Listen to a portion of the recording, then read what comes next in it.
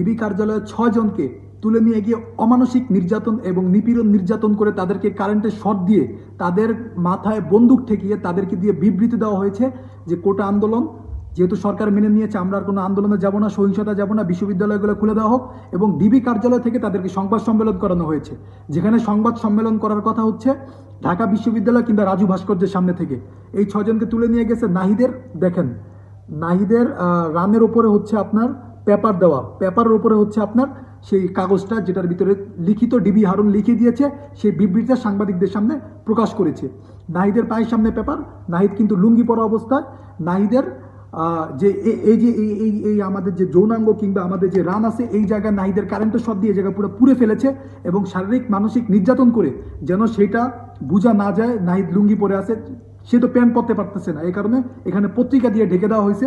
এবং এদেরকে ডিবি হারুনের কার্যালয়ে এদেরকে আসলে সারা রাত নির্যাতন করে 3-4 দিন নির্যাতন করে তারপরে ডিবি হারুন তাদেরকে নুডলস খাওয়াচ্ছে। এটা আবার ডিবি হারুন নিজের ফেসবুক ওয়ালেটে পোস্ট করেছে, মানে সামাজিক যোগাযোগ মাধ্যমে পোস্ট করেছে।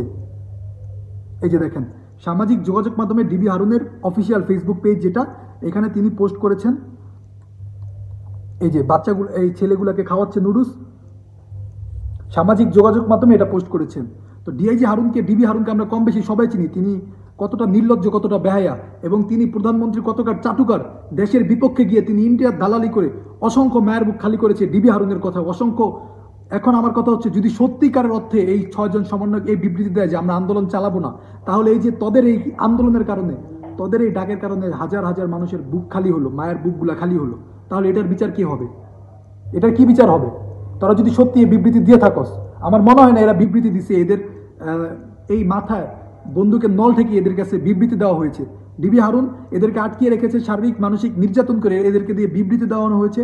এই কারণে আমি বলবো কেউ বিভ্রান্ত হবেন না দয়া করে, কারণ সমন্বয়করা আর অনেকে বাইরে আছে, এখন সবাই এক একজন নেতৃত্ব, এখন সমন্বয়কের প্রয়োজন নেই। এরা ডাক দিয়েছিল, আপনারা আন্দোলনে নেমেছিলেন, এখন আপনারা নিজ নিজ এলাকা ভিত্তিক, ক্যাম্পাস ভিত্তিক সমন্বয়ক তৈরি করুন, নতুন কমিটি গঠন করুন। এদেরকে মানসিকভাবে শারীরিকভাবে প্রচুর টর্চার করা হয়েছে, এরা এখন স্বাভাবিক অবস্থায় নেই।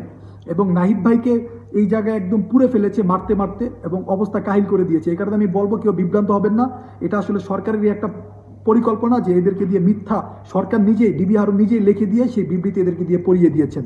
ডিবি হারুন যে বাংলাদেশের কতটা নিকৃষ্ট পুলিশ সেটা বলার ভাষা আর আমি রাখি না। তারপর আমি বলতে চাই, দেশের স্বার্থে, কালকে যদি আমি মারা যাই আমার কোনো আফসোস নেই, দেশের স্বার্থে আজকে এই কথাগুলো বলে যাচ্ছি। ডিবি হারুনের বিচার বাংলাদেশেই হবে। তুমি কত মায়ের বুক খালি করেছো, আজকে আবু সাইদ থেকে শুরু করে কত মানুষ মারা গিয়েছে, প্রধানমন্ত্রী সমবেদনা জানাচ্ছে। যখন এদের ছেলেগুলোকে মেরে ফেলা হয়েছে তখন তোমাদের সমবেদনা কোথায় ছিল? যখন বলেছিল এরা রাজাকারের বাচ্চা, এরা ড্রাগ এডিক্টেড, এই আরাফাত মাগিদ দালাল, এ কথা যখন বলেছিল তখন এদের আপনার সমবেদনা কোথায় ছিল? এগুলো এখন সব নাটক, এবং এগুলো এখন নাটক সাজাচ্ছে এতগুলা মায়ের বুক খালি করে।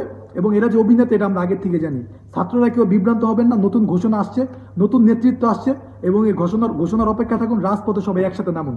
এবং ছাত্ররা যে বিবৃতি দিয়েছে যে 6 জন, এই 6 জনকে আপাতত, যেহেতু তারা মানসিক এবং শারীরিকভাবে নির্যাতিত, তাদেরকে সমন্বয় কমিটি থেকে বয়কট করে তাদেরকে ইস্তফা দিয়ে নতুন কমিটি গঠন করে আপনারা নতুনভাবে আন্দোলন করুন।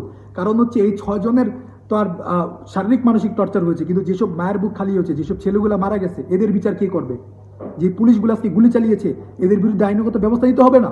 এবং যেসব ছাত্রকে যেই বলতেছে আমি বিশ্ববিদ্যালয়ে পড়াশোনা করি বা কলেজে পড়াশোনা করি, পুলিশ ঘর থেকে মায়ের সামনে তুলে নিয়ে যাচ্ছে। 20,000-এর বেশি মানুষকে গ্রেপ্তার করা হয়েছে, 900-এর বেশি মানুষকে হত্যা করা হয়েছে, এখন পর্যন্ত গ্রেপ্তার চলছে, এখন পর্যন্ত মানুষকে হত্যা চলছে। সো এরপরেও যদি ছাত্ররা যদি আপোষ মেনে নেয়, তাহলে আমি বলবো এটা বাংলাদেশ জাতির জন্য লজ্জাজনক।